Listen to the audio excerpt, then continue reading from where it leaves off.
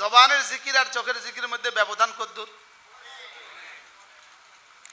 একবার মার চেহারার দিকে তাকানো একটা কবুল হজের সওয়াব।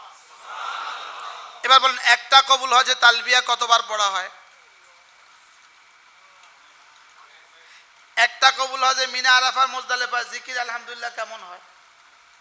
একটা কবুল হজের 40 দিনে মেহনতটা কেমন হয়? এবার একবার চোখের মার চেহারার দিকে তাকাইতে টাইম কতক্ষণ? আচ্ছা না 2 সেকেন্ড, আচ্ছা না 5 সেকেন্ড, আচ্ছা না 1 মিনিট।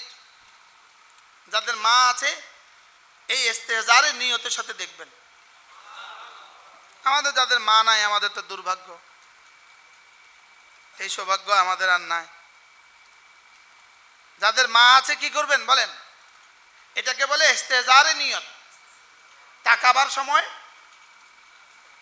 এটাকে দিলে রাইখা যে একবার আমি তাকাচ্ছি, এজন্য যে একবার তাকালে একটা কবুল হজের সওয়াব দিবে। আপনি নিশ্চিত মানেন, এটা নিশ্চিত মানেন, এটাকে আপনি নিশ্চিত মানেন যে রাসূল যা বলছে সত্য বলছে।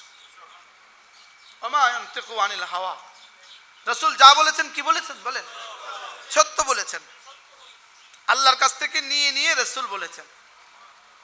আমাদের জুলফিকার আলী নকশবন্দি দামাত বারাকাতুম তিনি বলেন যে রাসূল করিম সাল্লাল্লাহু তাআলা আলাইহি সাল্লামের নিজের পক্ষ থেকে কোন নেকি নির্ধারণ করে দেওয়ার কোনো ক্ষমতা আল্লাহ তাআলা দেন নাই। নেকি নির্ধারণ করার ক্ষমতা আল্লাহ তাআলা কোনো মানুষকে দেন নাই। বলেন, কোনো মানুষকে কি? জিবরিলকেও দেন নাই। কোন নেকি আল্লাহ তাআলার পক্ষ থেকে বলা ছাড়া রাসূল বলতেই পারেন না। রাসূল কি? তাহলে বলেন, একবার মার চেহারার দিকে তাকাইলে, কাদের কাদের মা আছে একটু হাত তোলেন তো দেখি। সুবহানাল্লাহ, হ্যাঁ অনেকের মা আছে, হাত নামান। সবার মাকে আল্লাহ সুস্থতার হায়াত দিয়ে দেন। সুবহানাল্লাহ, আল্লাহ কি হয়।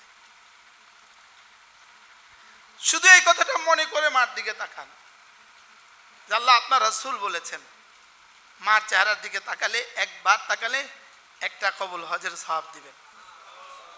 শুধু এই নিয়ত করে তাকান, আর হাসরের ময়দানে গিয়া এটার পরীক্ষাটা ফলাফলটা পেয়ে যাবেন।